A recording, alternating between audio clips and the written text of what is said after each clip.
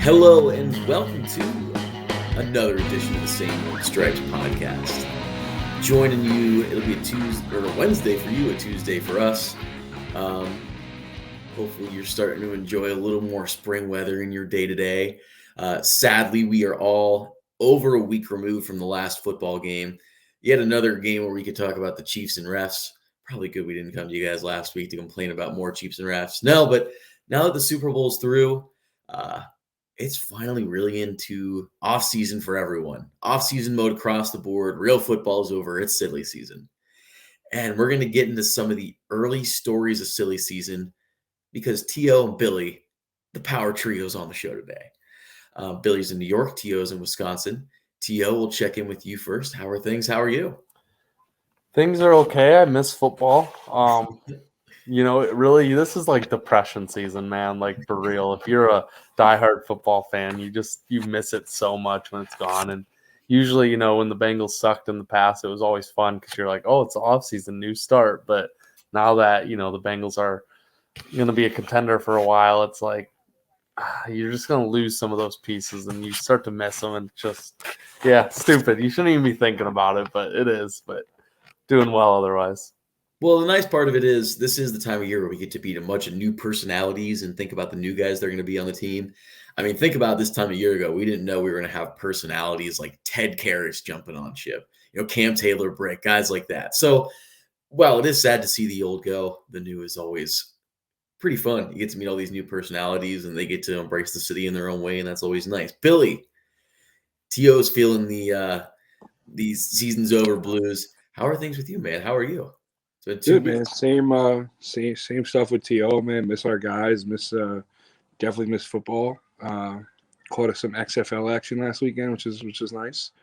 But yeah, I mean, I think T.O. makes a good point. It's a different type of off season, even from last off season. But to kind of be in that, shoe again feels good. Kind of starting to feel like we belong, but you can't. I think the biggest thing in here, like T.O. said, to be contenders over and over, you can't sleep on these periods. Even if you don't have a lot of money, even if you have guys that you don't think you're going to be able to sign, you got to really be active. And you got to build through the draft with some of these picks. And that's where we are. It's more a build through the draft kind of year for the Bengals, which is going to be a little bit different of a flavor, but I think that's an expectation from fans. One thing that we'll probably get into today is why it might not be that when you kind of start running some of these tables, and I'm sure a lot of our listeners have started to play with Paul Dana Jr. and Jay Morrison's Build Your Own Adventure chart, which is being run on The Athletic. It gives you a really good flavor for what the Bengals could do this offseason, and I think a surprisingly good amount of money to spend. I was messing with that chart, and it was surprising the amount of things I was able to do that I didn't think I'd be able to do. Things we won't get into today, but like things like being able to keep Jermaine Pratt might be a little cheaper than some might expect. Being able to keep Von Bell might be, even more palatable than it might appear just kind of talking it out. But I think we'll start today's show at a thing we didn't get to talk about last week, but we should definitely talk about this week. And that is the whole damn coaching staff is back together. Last time we were on this show, it seemed like it was trending that direction, but now it's all official. Dan Pitcher's back as quarterbacks coach. Troy Walters last week when interviewed for the Arizona Cardinals job as offensive coordinator. He's back as wide receivers coach. Lou Anarumo back as head coach after interviewing in Arizona. And Brian Callahan back at offensive coordinator after interviewing for the head coaching job with the Indianapolis Colts. Lots of guys taking interviews, but everyone's coming back. Billy, I'll start with you first.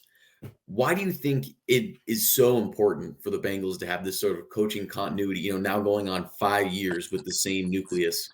And what surprised you the most as this cycle kind of played out? I definitely think it's important because of the kind of transition the Bengals are in. Year 2 of being a contender, going into year 3. I think what I think is a good thing with some people I think is a bad thing is I feel like throughout both runs, different things kind of tripped us up. It really wasn't the same thing. I know you can kind of bark the offensive line, but, the injuries kind of happened when they happened. And I think that, especially on the offensive side of the ball, we were able to be really creative. And for me, the biggest one coming back has to be Uncle Lou, man. I think, it's been kind of a misfit defense since he's gotten here. Guys that I don't want to say they took chances on, but were never really household names. And he's made the pieces work. And I think the word he uses all the time is versatility. And I think having him back on staff is huge for the Bengals just because they're packed with versatile guys and they got to kind of make it work. So to not have to recreate the wheel, to have that familiarity, I think is huge. And as you say, is year 5 of the same staff. Usually doesn't happen too often because you're either winning championships they're going or you're not winning games and they're going. So to kind of be where they are after 5 years, I think it's a huge thing. Yeah, the 5 years thing is also kind of wild because when you think about those early years, the fact that no heads rolled during that process, that's kind of mind-blowing to me. I have some thoughts on Lou Anarumo's return in particular. But actually, I have some thoughts about another coach returning as well that I would kind of like to talk about because I think they're really interesting. But Tio, I want to give you a chance to kind of reflect on what Billy said about Lou Anarumo's return in particular, because I know that's really important to this team, and I'd just love to hear your thoughts on how important that is at this phase in the cycle. Because I think Billy put, a pretty good emphasis on that. They need what Lou Anarumo brings. He's been that mad scientist that gets in a lot of people's heads, and frankly, it was surprising not to see him get a head coaching job. Yeah, I think he was the most important guy, and I think we all kind of thought that, and we talked about it. He was really the one guy he couldn't afford to lose, even more so than even players. It's like he always puts you in the right spot. He does such a good job teaching it, and the thing with the Bengals is that they never get beat deep, and you look around the league and teams get beat deep all the time, and Bengals are just so fundamental about it, and that's credit to Lou. So I think him coming back was the most important thing. Brian Callahan and having that continuity is important as well. But if it had he left, I don't think you would have seen a drop off, right? Because Zach's calling the plays. Zach designs most of the plays. I know Callahan has a hand on third downs and whatnot, but man, Lou's important. I would have. It would have been interesting to see how big of a drop off the defense would have taken without Lou, and I think there would have been an extreme drop off.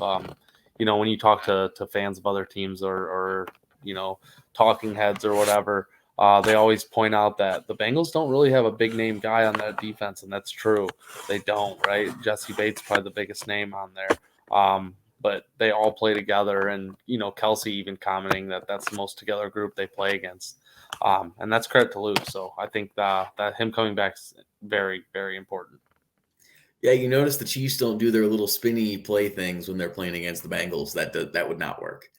One thing on Lou, and I want to go a little bit different direction with this coaching return, but I think it is so massive. Tio, when you talk about not giving up these big plays, everyone that's on this call knows that there is a very slim possibility Jesse Bates III is back in 2023. When you have Dax Hill, a guy who, showed some serious rookie moments while showing some promise last year, stepping into a role that really, Jesse Bates has been lauded for his communication ability, for being in the right place at the right time, all those sorts of things that have really kept the Bengals from getting their throats cut, so to speak, in the deep passing game. I think having Lou there to be the voice, calling those plays and putting Dax Hill and everyone else in the right situations, I think it's massive. I think it keeps a certain level of communication. And the people you talk to around the league who, safety coaches in particular will tell you the communication on the back end it's one of the hardest things to, get comfortable with and to replicate.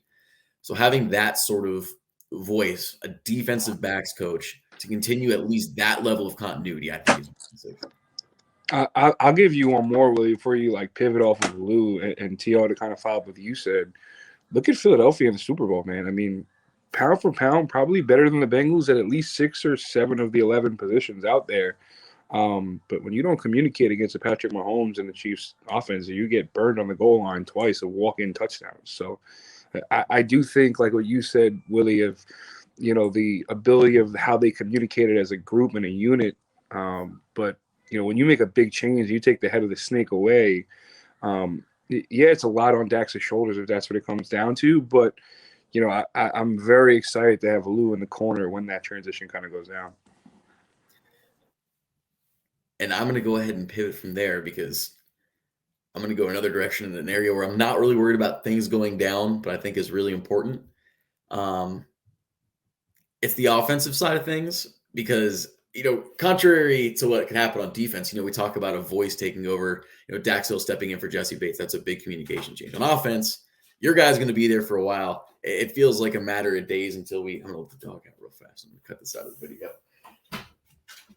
There you go. Oh, that's what's happening. The cat wants to come in. All right. Well, that's good football content.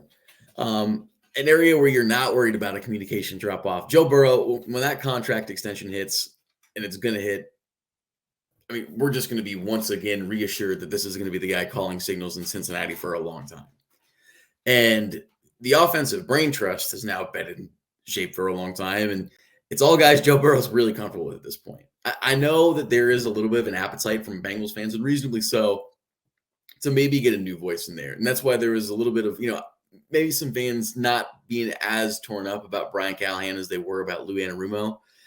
But I think, in particular, keeping the two coaches, keeping Dan Pitcher and keeping Troy Walters in-house is going to end up being two of the most important moves that happened during all of this entire offseason. Because I think it's not unreasonable that next offseason, Brian Callahan's going to get one of these jobs at some point. It's inevitable. He's around Joe Burrow. We see this happen time and time again. A coordinator for an elite offense and an elite quarterback gets an opportunity to be a head coach, especially a young coach like Brian Callahan. Dan Pitcher seemingly could have had the Tampa Bay Buccaneers. I won't say seemingly. He could have had the Tampa Bay Buccaneers offensive coordinator job if he wanted it. Troy Walters, wide receivers coach, very good relationships with Jamar Chase, Tyler Boyd, T. Higgins. Did not have an offer, but was interviewed for the Houston Texans and Arizona Cardinals offensive coordinator jobs. That's a brain you'd like to keep in building. Because I don't think it's unrealistic that we could start seeing Dan Pitcher pop up in some of these head coaching interviews the same way we saw Zach Taylor pop up in head coaching interviews around the same time in his career. And especially because he's been around Joe Burrow as well. Man, the cat is just really trying to make an appearance on today's Same Old Stripes podcast. In my humble estimation, keeping those two coaches around will end up being huge for next season because, they could get to a situation where, had Troy Walters gone this offseason or had a couple different things gone a couple different directions, they could be in a really bad spot with the offensive brain trust going forward. Instead, they're not. It's another year of continuity. I'm sure there's going to be more flavors and more brains added into the brain trust as things go. But in my opinion, two underrated things that happened this offseason. And I don't think the pitcher thing is necessarily underrated, but the Walters thing in particular, I think is really, really interesting. I think we kind of said all we need to say about the coaching returns, unless Tio, you have something to add. Yeah, I just wanted to jump in real quick with Lou Anarumo, man. I was thinking about this the other day, and I was kind of thinking about the teams that could possibly fire their coach next season. There's not a real great landing spot for Lou. When you think about it, like there rarely is. The Jets, right? Like they could fire their coach if they don't make a splash. They just went defensive minded. They won't go again. And there's a few more cases down like in that regard of coaches that could get fired. And it's like they're all defensive minded that they just hired. The Chargers, defensive minded. There's no way they would go back that way, right?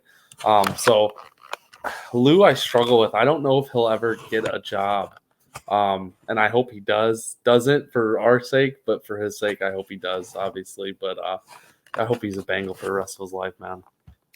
There's always going to be a job you don't know that opens, and sometimes there's a couple of them. So I think those are the jobs you have to hope for Lou Anarumo. But most of the time, these jobs come open and they're undesirable in general. But Tio, you are kind of right. The way these situations line up, the coaches that are sticking around are the offensive young guys, and the ones that aren't are the defensive guys. Those are the guys that seem to get the boot the earliest. And frankly, it's success driven. kind of jumping on from coaches, it's going to be an offensive line podcast here for a second. And I want to start with a conversation I was having last week, and for some reason I was having it with Joe Goodbear right before we started this show. But it seems like there's an increasing appetite from fans for the Bengals to seek an upgrade at left guard. And I don't know how that sits with you guys, but for my money, and this is just my own opinion, I'm not necessarily right or wrong. I'm a big Cordell Volson fan, and I think that's well documented on this show. I think that, he's going to be 25 this summer, so there might not be as much left on the development track, but I think he can be a fine NFL guard and be better than he was last season, without a doubt. I mean, 8th in pass blocking efficiency among all rookie linemen is not a bad number at all. My cat is having fun in here today.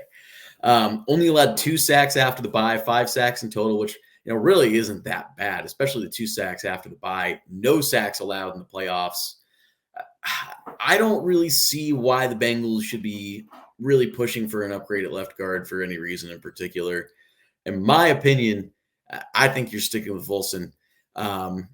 T.O., I know that you've kind of been a little interested in an upgraded left guard. I'd love to hear you make the case just because I'm interested in the perspective, and I think there's reasonable arguments out there. I've read them, and I don't frankly disagree with some of them. I just love to hear your take. Yeah, I'll start with saying that if the Bengals go into next season with Cordell as their starter, as their 5th starter, it's not the worst thing that could possibly happen. Cordell was very serviceable. He was, average PFF wise, and he could probably only get better, right? The thing that gets me is he's 25, so his upside really isn't there, but his floor, we've seen what it is. It's fine.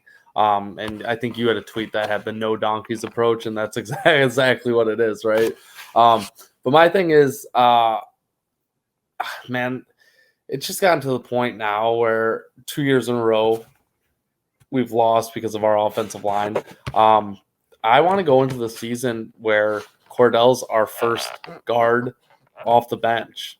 How awesome would that be if Kappa gets hurt and your replacement is Cordell Volson? That sounds so much better than a Max Sharping, right? And no disrespect to Max Sharping, but obviously it didn't go well against the Chiefs. But if Cordell can be your first guy off the bench, I think you're doing yourself I think you're doing Joe Burrow a favor. And that goes with tackle too, right? If you go out and get a Isaiah Wynn, the guy from Oakland, draft a guy, and then Leal comes back halfway through the year and he's your swing tackle. So now if you have Leal as your swing tackle and Cordell Volson as your backup guard, interior guy, if an injury happens, it's not going to derail your season like it has the last 2 years. So that's my real argument with it. I think there's guys that you can really go out and not really guarantee a starting job. I'm in love with Will Fuller. Heck no. Will Hernandez. My bad. Will Hernandez. Will Hernandez from the Cardinals, man. He's super solid pass protection, right? He's not going to give you much in the run game. I don't care about the run game, man. Our run game sucks regardless. Give me someone that can protect 9, dude.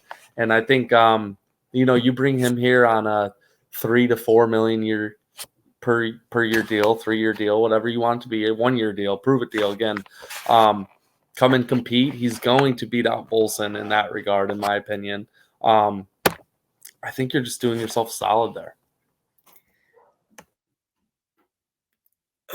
I just have strong feelings about Cordell Volson, so I'm not going to get super passionate about it because, frankly, I mean, you can upgrade there, and a good way to say it, and I think Hernandez would be an example of this. If you can take a C level player on your offensive line right now, and I think Volson's a little higher than that maybe, but if you can take a C and raise that to a B and make your interior line a B+, how do you not do that? And you can sell me on that, but I think that's a very valid philosophy.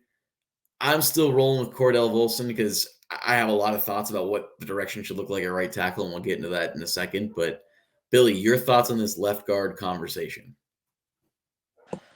I mean, for me, like, I kind of disagree with T.O. in the sense, and I think it's not just T.O. A lot of Bengal fans are kind of like this here. I'm getting tired of the narrative of like the line sucked. It did suck for 14 of the 18 weeks and to go into the playoffs. Like, I will take the second part of what you said, T.O., and I agree with it, and I think it has to be expanded. And that's your part of the staying relevant category is you have to just get deeper, right? Like Max Sharping doesn't cut it. And honestly, like Hakeem Adeniji and Jackson Carmen, like they're kind of spinning for me. Like, what do they do for us? Like Jackson Carmen showed a little bit at tackle, right, in Buffalo, and then got killed in Kansas City. And then you bring him back again for a third year. Like, what's his position? Is he going to be inside, where he shows that he's going to get beat by fourth string guys in the practice squad that are playing preseason games? Is he going to sit preseason games because he can't get reps? Like, I think there's a lot to go with it. We spoke about last week with the running game, who the running back is, who the running backs are, why, sometimes some of this offense sputtered at points in the playoffs. But I mean, to like talk about the offensive line against it's not just you. It's like it's so much this fan base. Like it was horrible. Like it wasn't. Like my question to like Bengals fans, and I guess to answer the question, I'm with you, Willie, about I keep Cordell and I'd like to add more pros around it. Is like, what is the end goal with the offensive line? Do you want like 2014, 15 Indianapolis Colts? Like they had no fucking skill players on that team. Like when you have that many skill players as the Bengals do, like I'm kind of over this like recreating the wheel piece. Like let's just get fucking pros in here. Like you said, Tio, like get guys that are quality enough to come in here if there's an injury late in the year, know the scheme, know what they're doing. They're not run guys, they're not pass guys, they're just professional offensive linemen that can get the job done. Because I think we all know at this point, like the national narrative is never going to change. They give up a 4-sack game. The offensive line is fucking horrible. Like if you watched it for 14 weeks, I mean, I've watched them literally dominate. Like we were there at week 18 where they dominated the line against Baltimore in that game. They dominated the line until Jonah went out really in the first half of the Baltimore game. They dominated the line until Lyle got hurt against New England. Like they can do that, and I don't think you necessarily need the biggest names, but you got to get pros in here. I'll give you that. You got to get guys that aren't run block guys, aren't pass block guys, are overall solid pros that can kind of plug and play where they need, because you're not going to have an offensive line. If you're going to play 21 games in a year, which we hope to for the next few years, you're not having the same 5 for 21 games. And I think we kind of went into that this year a little naive of, like, we all talked about it. What was our bugaboo all year? Somebody goes down on the 5, like, who slides in where? Who slides in where? Like, Akeem was okay, but like he's not like a proven pro at that point, like that's an Achilles heel and was an Achilles heel for us this year. And I think we talk about progression of, I don't want to call it dynasty, of this progression of where we want to be contenders over and over while we have one of the top 2 or 3 quarterbacks in the game in the most important position in the sport. You got to kind of bring depth and professional guys around them. So just to I almost forgot to unmute. We're still getting used to the video format, as my cat would tell you.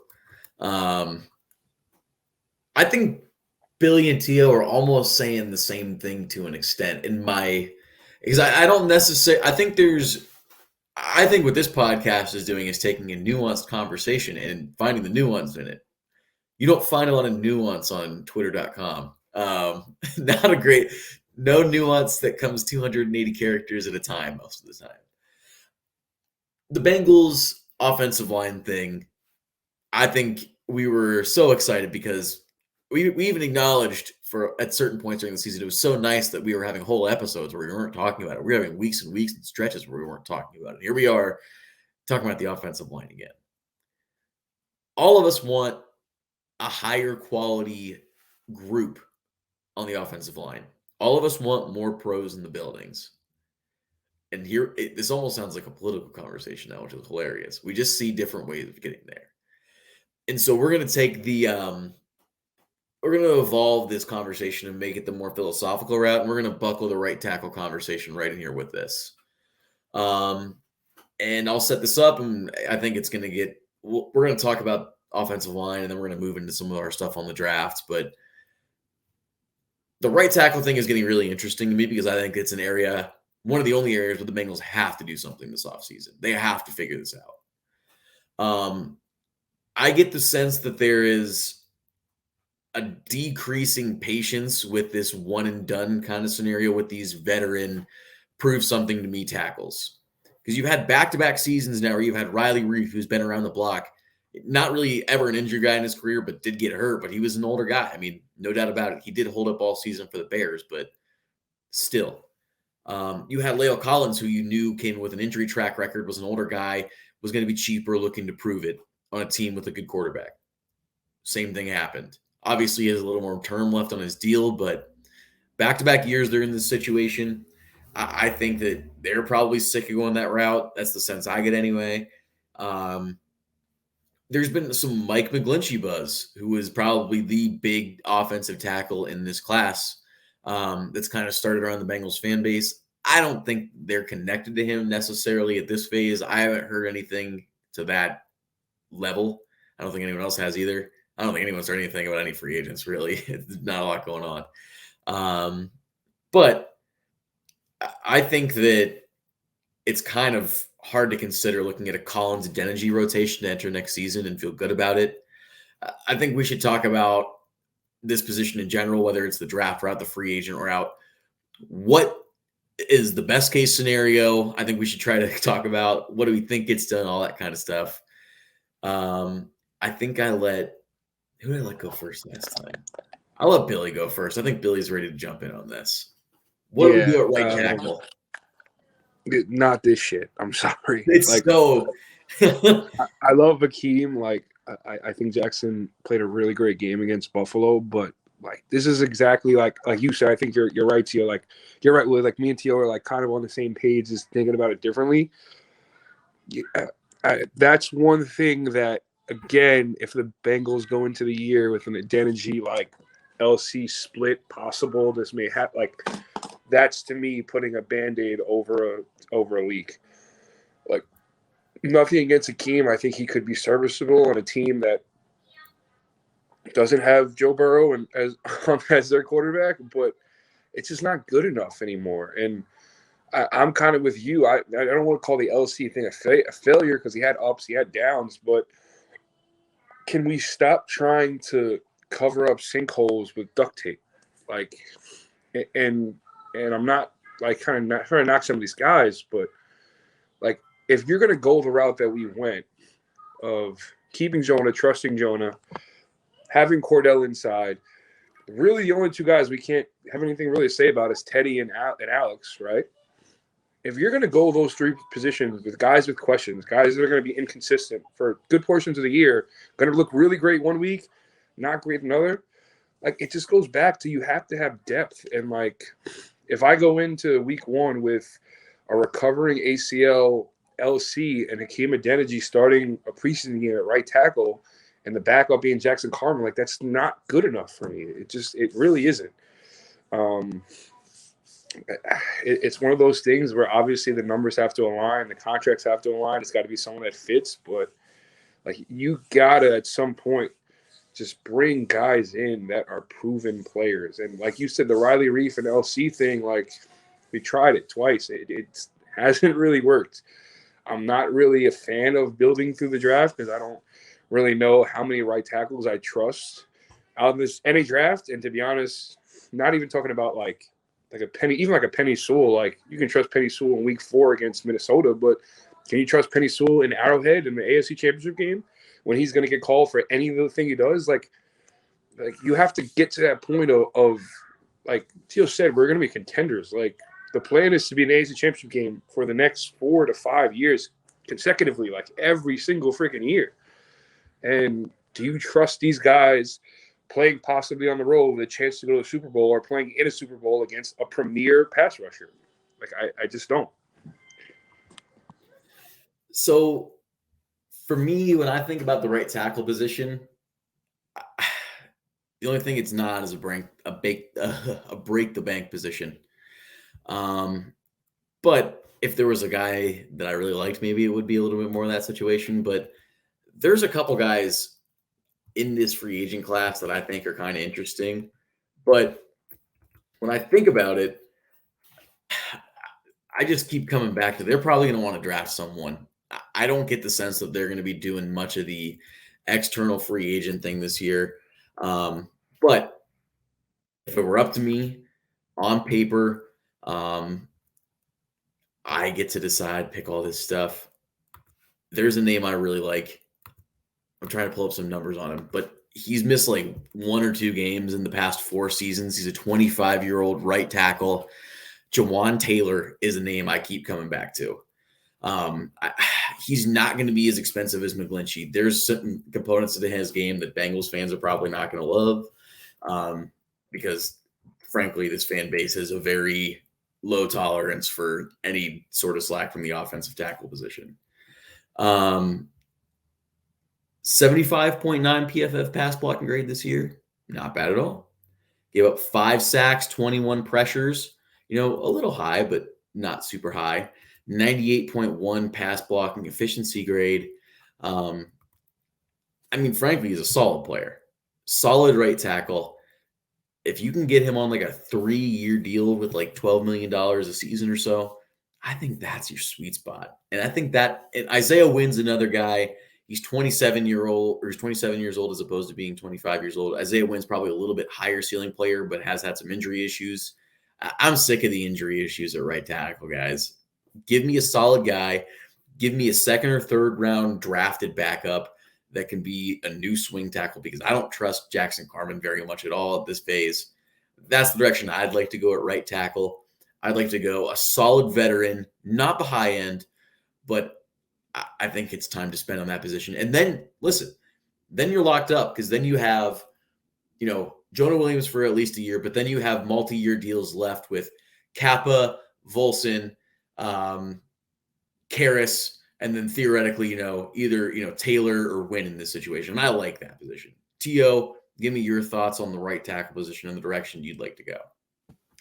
Yeah, so I think the first thing that I'd want to address is all the people claiming for Mike McGlinchey or trading for someone that's not available, Tristan Wirfs. It's just that's unrealistic. It's not going to happen. There's no reason to beat a dead drum, So I like Juwan Taylor. I think that'd be a good fit. I'm curious as to whether the Jaguars will let him go. I feel like have they franchised him 2 years in a row now? Yeah. Really? So he's for sure hitting free agency? Wait, sorry, who was that? Juwan Taylor? Oh, no, you're thinking of Cam Robinson. They got Cam Robinson on a deal. Okay. So are they going to use that tag on Juwan? It doesn't seem that way because I think they're trying to do other things with their cap. Okay. They're pretty happy with where their line is in general. Right. Okay. Well, I guess my theory on the line, man, and I've kind of already hit on it, is just like Billy said, you just got to bring more pros in. And the 2 guys I think of when I think of not fixing the offense line, but getting to a point where if someone goes down, you're not scared at all. You're like, oh, yeah, next man up. First name I want to bring up for right tackle for sure is Jermaine. Oh, God. Luminor. Yes, thank you. Familiar with Luminor's work. 28 years old, played a lot of snaps for the Raiders this year. I think they have a rookie will be going into his 2nd year that's going to take that spot. So I don't think he'll be back in Oakland or in Las Vegas, but he's solid pass protector, man. And that's kind of my theme here is just getting people that can freaking pass protect, man. I'm just sick of I don't want to even say Lael Collins because I'm a big Lael Collins guy, but his pass protection was not good this year, and we got to give 9 time. And if 9 has time, you see what happens. You go to the Super Bowl and seeing how much time both of those quarterbacks had, you're just like, oh my gosh, we could have scored 30 against either of those 2 if we have time, And So that's why I say bring in both of those guys. You can spend Will Hernandez and Jermaine. What's that going to cost you? $8 million for two guys Even that if are it's solid 10 in million. pass pro. Yeah. And Can at that I point, make a quick statement on that, T.O.? Quick, like, yeah. well, like I think it fits just what you're saying. I want a line, and this is like just like what do we need? Like, I want a line where 9 doesn't have to change the style he plays because of the line. Yeah. And like, I hate it so much because I don't think that they're a good line. But I think if we flop line in that AFC Championship game, Kansas City That is like game's not exactly close. what you're kind of looking. I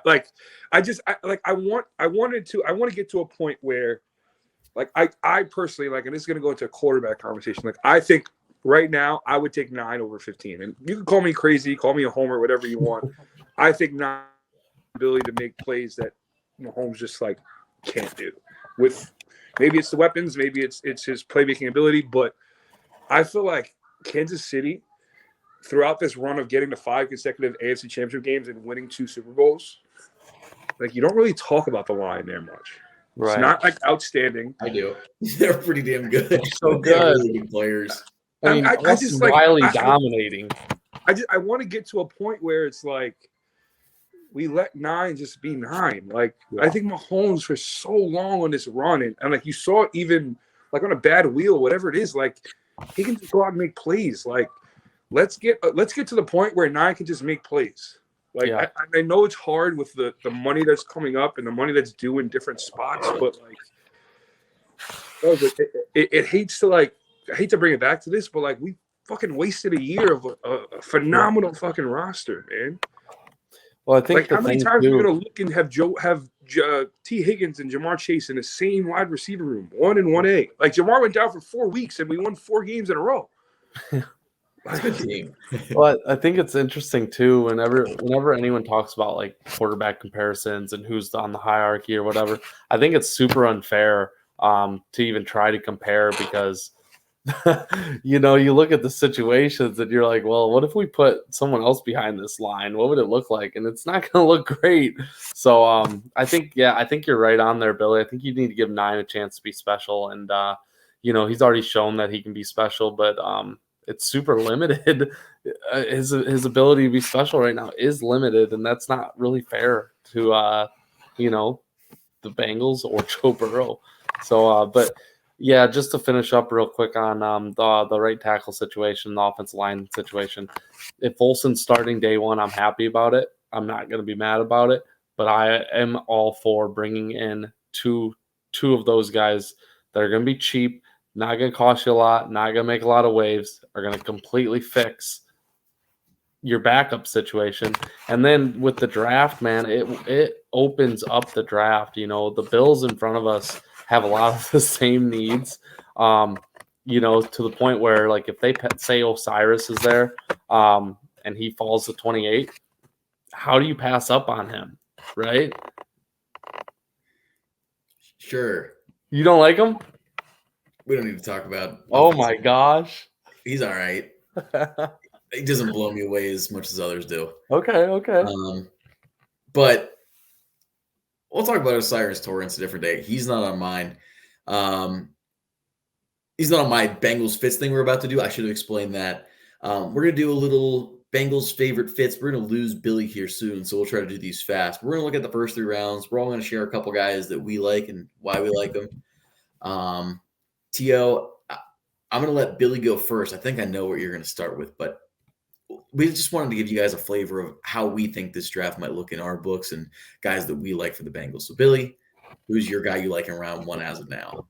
I'm going to probably still T.O.'s guy, but I'll be quick with it because I know T.O.'s got way more. I'm a big Bijan guy. I want to get quick. I want to get fast at that position. And a guy that, like, I've kind of coveted after the Super Bowl is Isaiah Pacheco. I want that guy that can play 3 downs for you, can catch the ball in the backfield. He's not an AP type runner. He's not a, he's not a guy that's going to be a brute up the middle, no Saquon legs, but he can get you out in space, and more importantly, he can pass block. So I think, Bijan playing I think it's just a seamless fit. If he's there, or even if he's there around 24, 25, and there's rumors, like, I'm perfectly fine giving up a third to go up and get it, or a fourth. Like, let's get it done. T.O. Yeah, I mean, it's Bijan for me, man. That's I think it's tough, man, because if the Bengals don't go out and do anything in free agency, then it's going to leave a lot of holes, and it's like you really don't have the luxury of going to get a Bijan at that point. But if he's there, man, he's a top 5 talent. I think you'd be doing yourself a disservice not going to get him. He's good in pass pro. He's an absolute 3-down back. He's going to give you everything you need. And then a couple other names for first round for me. I don't have a lot of first round guys for the Bengals. It would be extremely tough if JSN is there at 28. And yeah, then I've thought about this. That's tough. Like, Boyd's on a contract year. Could you imagine T. Higgins, Chase, JSN, or Quentin Johnson, or whatever your flavor is for one of those top receivers? That's stupid. So those are mine. And then obviously the Darnells, and then Mayer as well. I will just put a little flavor on that little tag and say that I would not be shocked if the Bengals do go that direction on a guy like JSN, considering that this will probably be the last year of Tyler Boyd, and they do like to draft a guy a year early, and obviously Tyler Boyd would be a big piece to replace for this offense. So I'll just offer that. And I'll do mine. A guy that I've kind of been up and down on, but I think I feel pretty good about the more I think about him and watch him. Michael Mayer, I think I'm good with as a potential first-round pick for the Bengals. Ability to block jumps right off the page to me. Is going to play more of your traditional wide tight end where, the Bengals really like that position. It's what they envisioned Drew Sample being and developing into, but obviously it never became. Michael Mayer is way more proven than Drew Sample and has done it against way better defenses than Drew Sample played against in college. So I like Michael Mayer. I think that I don't love his ceiling, maybe compared to a guy like Dalton Kincaid or a guy like Luke Musgrave, who are other really high-end tight ends in this draft. But I think he's going to be a hit if they get him an interview or a conversation with Joe Burrow and Zach Taylor and Duke Tobin. That's their kind of guy. Frankly, if he's on the board at 28, I expect him to be the pick. That's my guy there. Round 2, we'll go to Billy again because we're going to run out of time with him here. Fellas, I'm not going to lie to you. I'm not really prepared draft-wise, but I'll go position group for my last 2 as I kind of hop off. Yeah. I do think skill first round is huge. I'm going to kind of feed off of what I said all show. I don't really want to go O-line in the first 2 to 3 rounds just because, again, it kind of, to me, just puts a Band-Aid over a problem that doesn't need a Band-Aid, I don't see many, whether they're play right away guys now, I don't see many play right away guys in the type of situations that we're going to probably need someone to play and probably need a backup to eventually play in. So I'm going to go, I think running back first. I do think receiver within the first 3 rounds is somewhere that I'd like to kind of see. I think TB or not, I think you need to upgrade it at wide receiver 4. I think the Trent Irwin thing is kind of running its course a little bit when you kind of put that on tape. I don't know. I'm up in hands with a tight end. I know you guys are going to touch base with it when I hop off, but I'm not a Hayden Hurst hater. I don't love it. I don't hate it. I think it's fine. We've talked in the show about how Joe Burrow's going to make any tight end in this offense. 100%, like definitely 100%. Look what he did to your boy CJ Uzomah there for that. That man way more money. That was definitely part of the handshake hug after. He got the number 9 special in New York. Yeah, definitely. But I'll just put it with that, man. I think. They just kind of have to build through this draft. And I trust it. I trust some of the picks, man. You look at the 3rd round history, the 4th round history in this team in the last 3 or 4 years. It's been there. But I'll also touch like what T.O. kind of said there at the end of the first. Like, if you're not in love, trade back, stock up. Like, I'll take 2 seconds over a first. I'll take 2/3 over a first and a fourth. Like, I'd stock up here, and I trust the Bengals in stocking up. I want to make one more point for Apple too that I think you said it isn't getting talked enough about, like especially here in New York. Like, talk about free agency. like, what does a team like the New York Jets do if they're really all in on Aaron Rodgers and they can't get him before the draft? Like, there's going to be a lot of like what ifs and kind of, like where guys kind of fall and how they hold out to really. It's going to change how some teams really approach the draft. Where you talk about the Jets, a where you talk lot about this the year. Panthers, the Colts. Like, there's so many guys, and we're not even talking about the quarterback position, that just have so many question marks that, like, I mean, where do you go? I live in New York. I mean, they talk about it all the time. Like, I think it's quickly, not slowly, turning into a Derek Carr over Aaron Rodgers just because of the unknown. He's that old. You don't know where his head's really at, and are you really willing to, kind of sit on your hands, not draft a quarterback, not get Aaron Rodgers, and end up with I can't even name some of these names here, like a Matt Ryan. Like, that's kind of what you're looking at this point, So I think it's a very interesting year across the league, and I think it's a position for a team like the Bengals, and I want to hear your take on this before I pop off, where, like, when you're a team that doesn't have a lot of needs, like I would consider the Bengals being, Kansas City, Philly, Dallas, San Fran, other than quarterback, like, I think you can take advantage of some of these teams that are kind of in limbo on some of these big free agents of kind of fleecing some trades on draft day. Picking up a couple of extra picks or sending a couple of future picks down the line that could kind of hopefully possibly help them in trades going forward of, you can kind of get away with adding 2 or 3 draft picks on draft night just because of where you stand as a roster compared to the rest of the league. So I'll leave you there for a response before I hop off here. Yeah, and that's the nice part about where the Bengals are and kind of in a peculiar draft class. There is going to be probably some teams that are going to need something where the Bengals are. Do you need that last playable offensive tackle? The Bengals might need that last playable offensive tackle, but we don't know what they're going to do. So does someone need that last playable outside corner? I mean, I think that's definitely on the table, and the Bengals feel pretty good about where they are at corner. Does someone need a starting level safety? Does someone need, a capable edge rusher? And it's going to be one of those young teams in limbo that doesn't, is going to have to spend some money on quarterback and figure out a different direction to go. They don't necessarily want to put themselves into, but Billy, I think that's a good point, and it does put the Bengals in an interesting spot with some maneuverability around the draft. Before you go, who day, my friend? Who day, brothers. Talk to you guys soon. Yes, sir. And TL, let's snake draft this thing to the end. Actually, let's just go back-to-back prospects. Give me your second and third round guys you like, and then I'll do mine, and we'll wrap this thing up.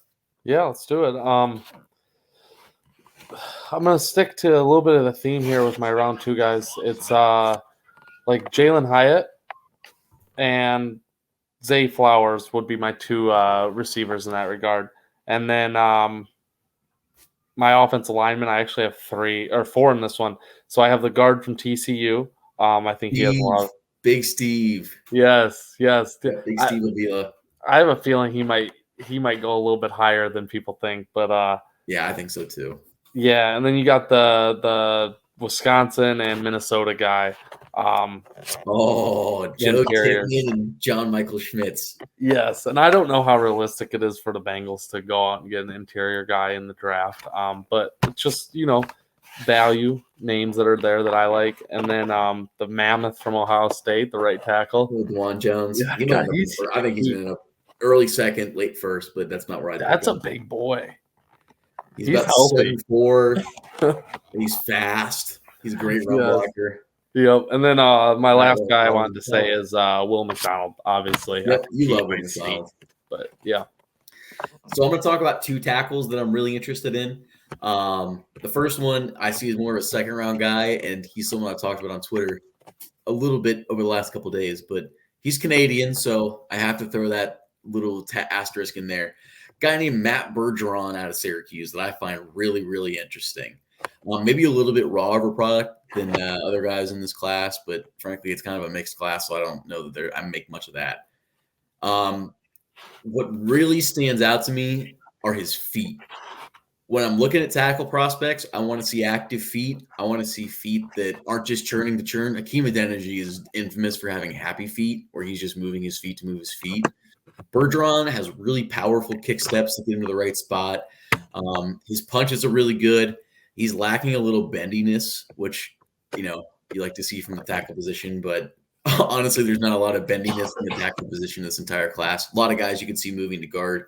They also had him drill at 4 out of 5 positions on the line during the Senior Bowl, and he looked pretty decent at 4 out of the 5. Didn't play center. He's not built to play center, not his kind of speed. But when you look at the kid, it's kind of surprising he got to Syracuse because he looks like a guy that would belong playing SEC football. Other guy I think is kind of interesting. He needs to fill out his frame, but Jalen Duncan, about 6'6", I think 315 offensive tackle out of Maryland. Does not have very good tape against Ohio State, which is really his one big competition, or one big game in 2022 that I watched for evaluation. But other games I kept an eye on, looked all right, went back and watched. I think it was a Nebraska game, and he looked really good in that game. Frankly, needs to get the feet a little quicker, kind of the opposite problem as Bergeron, and I worry about slow feet at the next level. But he loves to run block. And I love guys that love to run block. The pass protection sets, it's kind of funny because he'll put some tape out there that is absolutely beautiful, textbook teach stuff. Other stuff, you're like, it looks like you've never played this position in your entire life. But when you have enough of that good stuff on tape, I mean, that all plays and that gives a coach something they can work with. I mean, there's other guys you watch and you're like, it's going to be a very long process because the good reps are hard to sort out between the neutral ones and the bad ones. So Jalen Duncan, I think, ends up probably 3rd round guy because of his size, but probably his 4th round talent. So maybe a guy that, I think the Bengals could, if they trade back in the 3rd, maybe get him around the middle of the 4th. Maybe they pick up a couple 4ths, get him somewhere in there. But interesting talent, a guy that could play either side. I think he could grow into being a left tackle in this league. Usually left tackles are going to come in your first 2 rounds. That's the way they've kind of grown recently, especially in the first round. But those are my guys. Bergeron in particular, I'm really high on. I think that, there's some stuff on film that people will point out and be like, that looks really bad. But I'd point out that there's a lot more athletic ability and stuff that's good. He's going to be a good tester. He's really strong hands. I'm excited about his chances to really impress in this league. That's all we got on today's episode of the Same Old Stripes podcast. Billy already took off. But for T.O. and myself, Who day? Hey, where do you think that math